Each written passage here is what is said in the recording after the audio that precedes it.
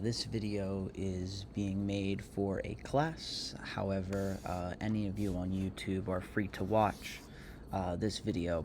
And this is going to be given in front of a live class, but I want to run through and make sure everything looks good. So I thought if I'm recording it or if I'm going to go through it, I can talk to YouTube about it. That will kind of help guide my kind of thinking. I'll also be writing some notes and thinking about notes I can make for the future. So if you hear that, that's why. But this presentation is with relation to an intro to political science class, and specifically we're looking at the executive branch. So my project, you have to present on something from the chapter, and in my case, the executive cabinet.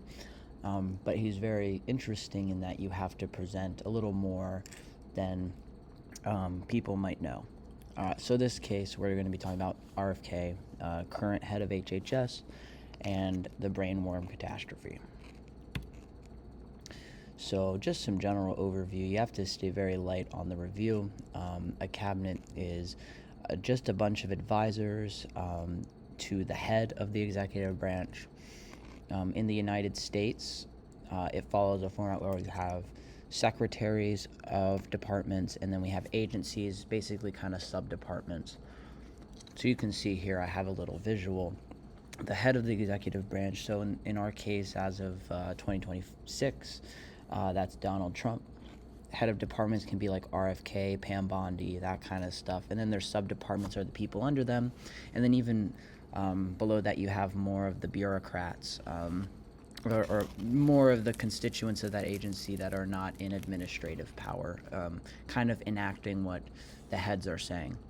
So it's kind of like a big flow chart almost, kind of like a Pascal's triangle you can think of. So a good, if you're still not really understanding secretaries, agencies, you can have, for example, the DOJ, Department of Justice. That's a that's a department, and they have a secretary. I believe the DOJ now is Pam Bondi. I might be wrong about that. But then you also have your agencies under the DOJ, FBI, DEA, the three-letter agencies you probably heard about before. So here's an example of presidential cabinets. There's also parliamentary cabinets, but we're not going to get into that because of time. But some examples of presidential cabinets. You have the Turkish presidential cabinet. You also have, most famously, the United States and their cabinet. And oh my God, seeing so many shitty people all in one is a very interesting sight.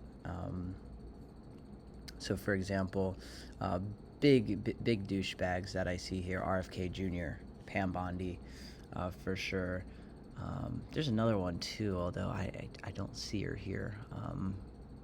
Anyway, if I remember, I'll bring it back up. But let's talk about the day in the life of a cabinet member. So I wanted to, for the project, to not just be a review. I want to look at what a typical cabinet member is doing. So let's look at the head of HHS, for example.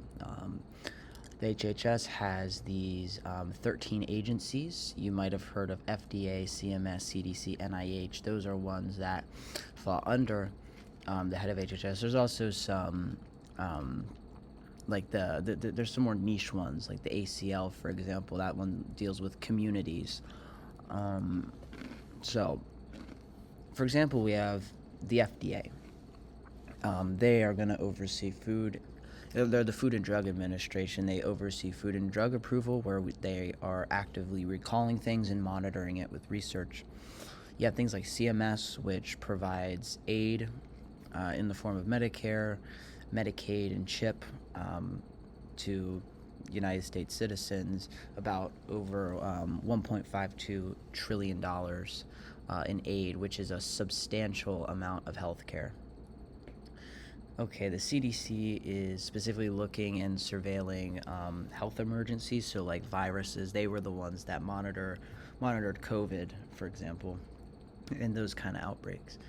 And then the NIH is more of a researching kind of agency. They publish in a massive journal, the NIH journal, of 55,000 medical publications each year. So, and the most of the articles you read in journals, if you do scientific research like myself, a lot of them, especially biology-heavy research, comes from the NIH. So they're giving out a lot of grants and stuff of that sort. So the current head of HHS, as of 2026, is RFK Jr. I put some funny little nicknames there, so you can look at those as your leisure. My favorite is probably the Raw Milk Maverick. He's an advocate for raw milk, but we'll get into all his conspiracy theory ideologies in a little bit. Oh, well, actually, right now. So some good things about him. He was a DA. DAs represent the government in legal matters, and he's also an environmentalist, which I think is a positive, although that's kind of skeptical with how Donald Trump's agenda has been with coal and clean energy not being a focus. Actually quite the opposite, wanting to go back to coal and stuff.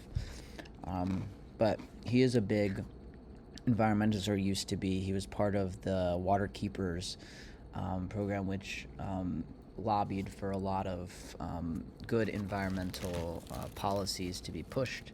So that's good. I think we can't deny that is something good he did.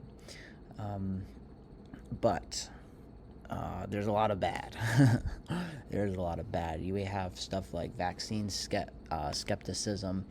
So he believes that, we'll look at an example of this actually, thimerosal, and other preservatives that have heavy metals in them. He thinks that because there's heavy metals in them, that it's harmful, but that's just not the case, as you'll find out with some simple chemistry understandings. He believes in this idea of big pharma versus big supplement. So he is happy with the idea of pushing supplements over conventional treatment, and he thinks that big pharma has been profiting off people, mainly using things like the opioid crisis and those kind of, bad experiences in pharmacies and healthcare, to show that big pharma is a bad, evil entity instead of, just a few bad actors acting bad. So very oddly, he's a HIV/AIDS denier. Completely indefensible there. HIV does cause AIDS. It's a virus that attacks your white blood cells, and when it kills enough of them, you get AIDS. I think it stands for autoimmune deficiency something. I forget what the S stands for. But basically, your immune system is so degraded where you're preempted to just die at any point. HIV does cause AIDS. It is proven 1,000,000 times over. Okay. He's also, and another point about that, notice that HIV inherently causes AIDS. Every person you've seen with HIV may get AIDS. You can't get AIDS without HIV. So just a food for thought. Anywho, chemtrail believer, believing that like planes, for example, are intentionally spilling chemicals out. He is toyed with the idea that they put aluminum in jet fuel, so that when it burns, we are putting aluminum in the air, which is wrong. That's completely intentionally doing that. It's not anywhere. That's not even a straw man. That's just genuinely what he believes. It's just wrong. Raw food enthusiast, again, not good. Raw food is not safe to eat.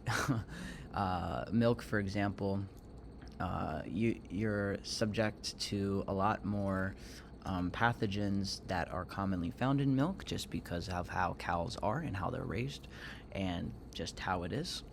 Pasteurization kills all that, but he doesn't believe in that.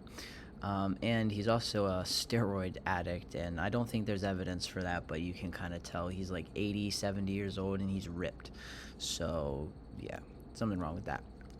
Okay, so kind of a lengthy kind of background of him, but and that wasn't even meant to be a character assassination. I just want to show you why this guy's a little off the rails, and why I think that it's just not fit, really, to be overseeing health and human services.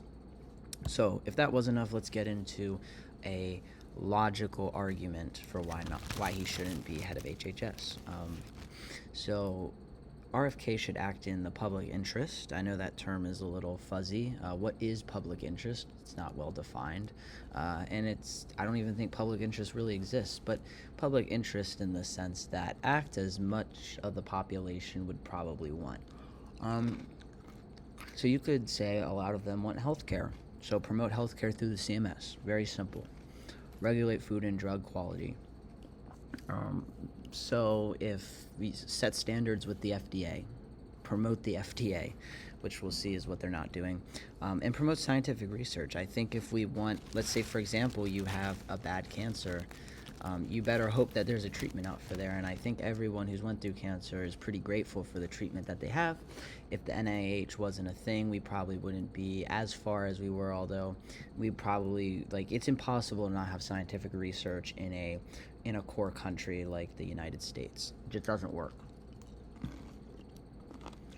Oh, I have to give a funny point here. Does he do any of this? No, he does not. He fails all of it, and let's get into why. So we're gonna keep this very brief. Some hostile political agenda, fast facts, some things that he's done, some things that he seems to want. He has proposed a 25% cut in the HHS budget. We've already seen budget cuts, not anything extremely substantial yet, but he's proposing for 2026 a 25% cut. That, of course, would leave some of the Medicare funding, so those patients get Medicare, Medicaid, CHIP, they all get less funding. That's not good because that's less coverage per person. Again, not great.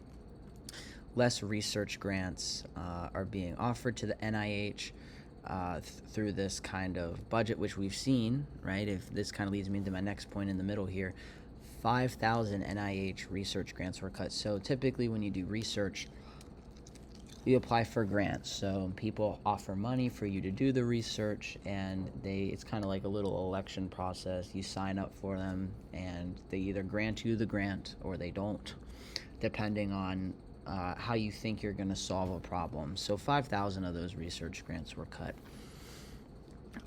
Something really interesting is he challenges fluoridation in the water. So the main argument here is that fluoridosis in children is prevalent because of the unusually high fluoridation in water. And it's not unusually high, it's at a good amount, and we regulate. It's just like in drinking water, at least. Maybe in like pond water it's different, but in drinking water we make sure that, and this is done through the EPA. The EPA puts out specific parameters saying you can't have more than 0.33 ppm of iron in water, for example. You can't have certain levels of fluoridation in water. And it's actually a very important process. It converts your some of your tooth enamel into a fluoridated version of that tooth enamel. I think it's the enamel. I could be wrong. It's something in your teeth. It prevents the degradation of your teeth because it fluoridates it, and it protects against any acid that bacteria are making. So there's some cool chemistry that happens there that I learned. I learned about that in quantitative chemistry, and you could too one day, maybe. I don't know. He's also laid off 20,000 employees. That's a 20% reduction, and even if the percentage doesn't strike out as like, wow, that's a lot, 20,000 people lost their jobs because of RFK. That's 20,000 people who now probably don't work such a good job. So they went from, I don't know, doing research, maybe overseeing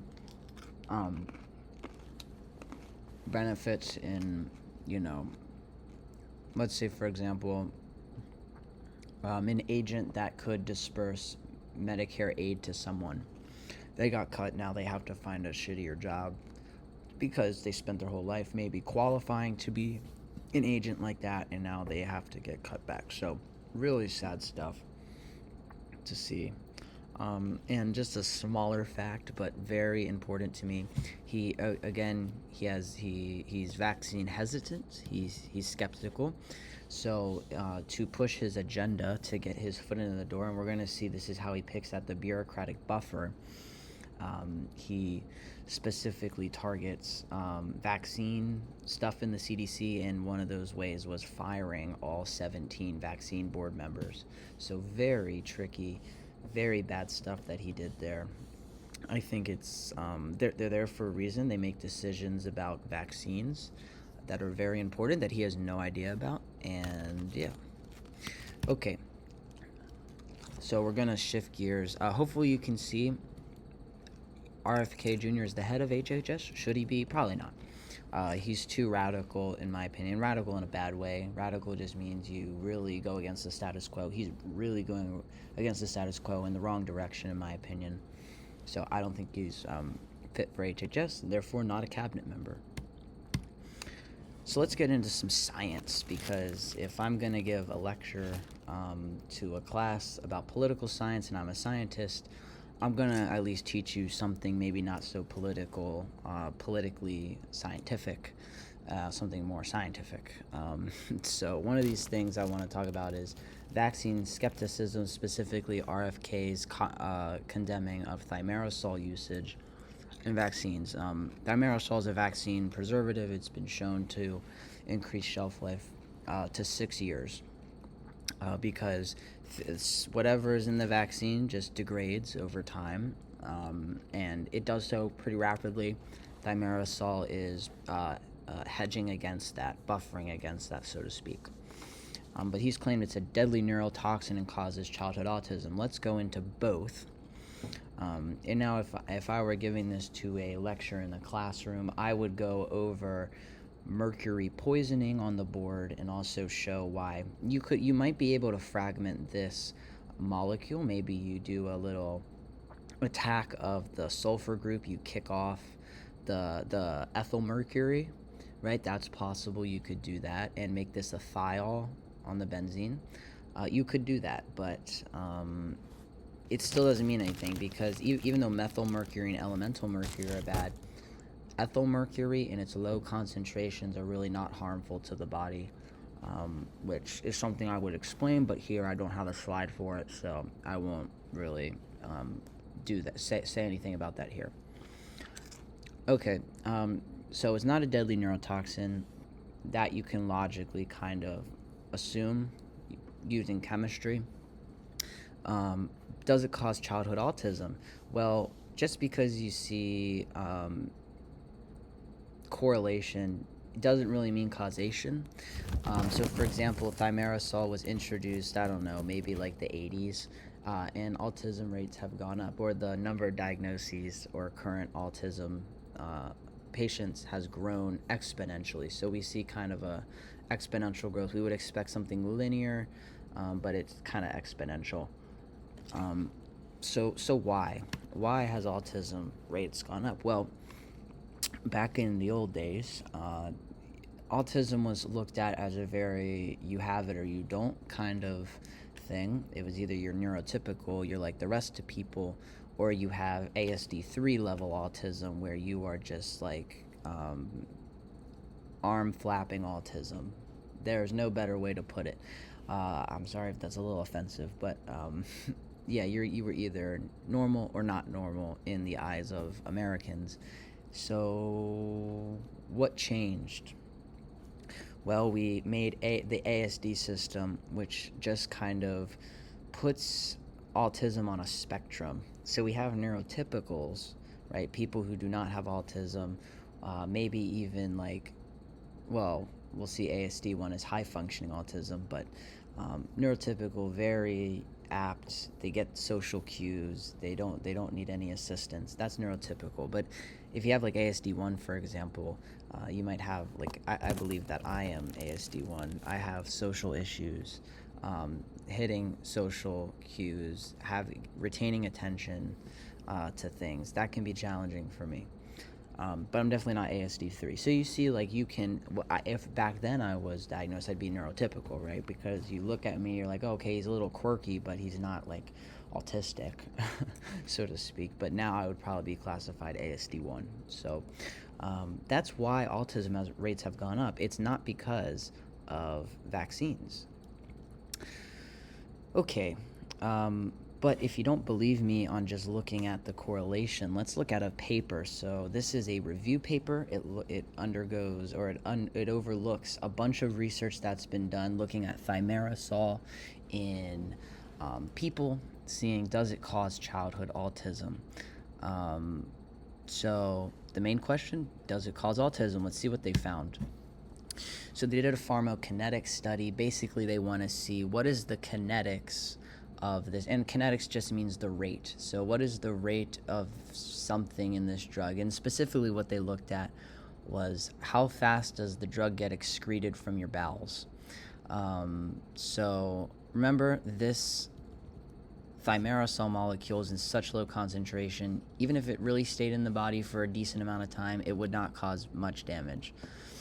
However, what they found in the pharmacokinetic studies is the rates, or the concentrations, are extremely high in the stool compared to the blood.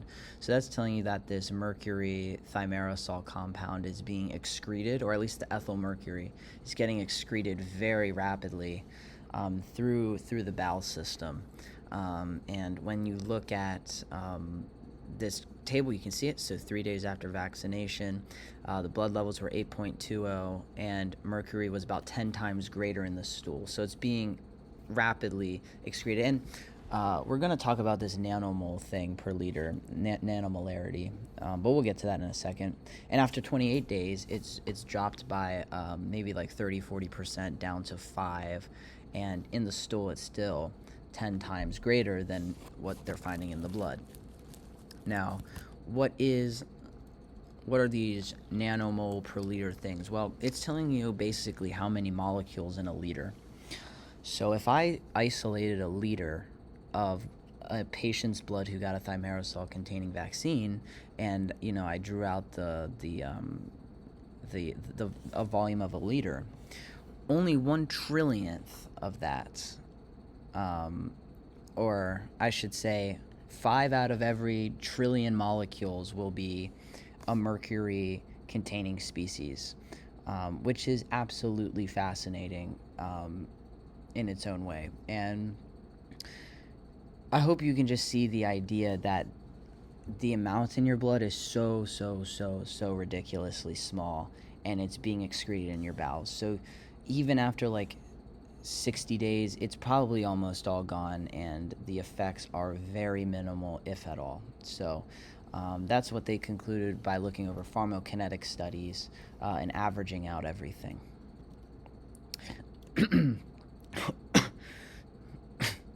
Oh, geez. We can also talk about cohorts. So a cohort is just people of the same age and roughly the same demographic. So large cohorts of 1,000 to 10,000 infants were reviewed at a time. In these studies, all but one study showed a link between autism. I should say all but one shows no link between autism. Out of, I think they looked over many dozens of studies, and they have found really no correlation between thimerosal and autism in this case.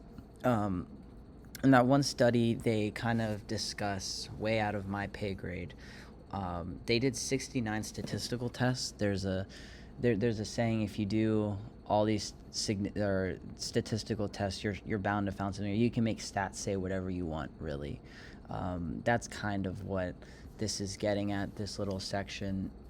And it's a very subjective way of data collection, and it overall just wasn't a good study. So their link, there's some, the paper might have to be retracted for the way that it was conducted. But anyways, that's the cohort studies. So hopefully you can see between the two, and hopefully you can see. You shouldn't expect thimerosal containing vaccines to be causing autism, and hopefully that's been pretty clear through this paper. So Ann M. Hurley and her group, good review paper, I would say. Okay, so what is really protecting us from RFK's rampage? Because he really wants to push these extreme policies into the HHS to either what he thinks is helping but is relatively harming, right? For example, if we get rid of fluoridation in the water, there's going to be higher prevalence of tooth issues, right?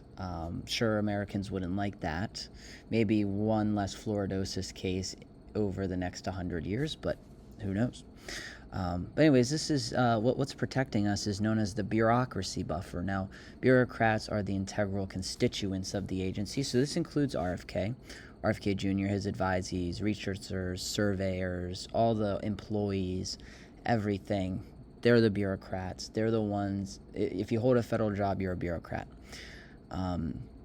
But the difference in the bureaucratic buffer is the top of the pyramid and the bottom of the pyramid form this line where you can't cross it, no matter how hard you really try. And it turns out RFK is trying to etch his way into the bureaucracy, but he can't because he's trying and he's doing a decent job cutting 20,000 jobs and proposing to cut 25% of the thing, and that's exactly how you fight against the bureaucracy buffer.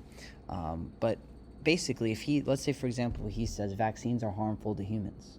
He tries to push that agenda. The constituents of the agency say, no, here's evidence. We can't push that. I'm sorry. No one's going to publish a paper saying vaccines are harmful to humans in a reputable journal that could get peer-reviewed and displayed to millions of Americans. Well, they probably don't even read scientific literature because they're a little too stupid to understand it, but I digress. And the reason I call it the bureaucracy buffer is because if you know in chemistry, a buffer resists pH change. So if you add some acid, or in this case, the analogy correlation would be a harmful agenda practice, the bureaucracy can push against it, and in the sample it would be retaining its pH in that neighborhood, but in this case maintaining the status quo, so to speak, not letting his radical ideas really get pushed that far.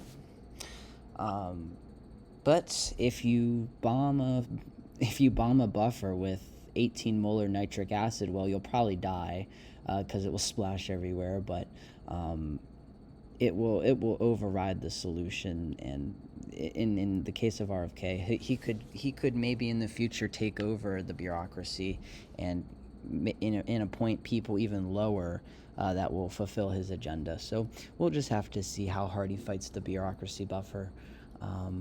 But that's going to be all for this. I hope you enjoyed. If you did, please drop a like, comment, and subscribe. Have a wonderful day. Bye-bye.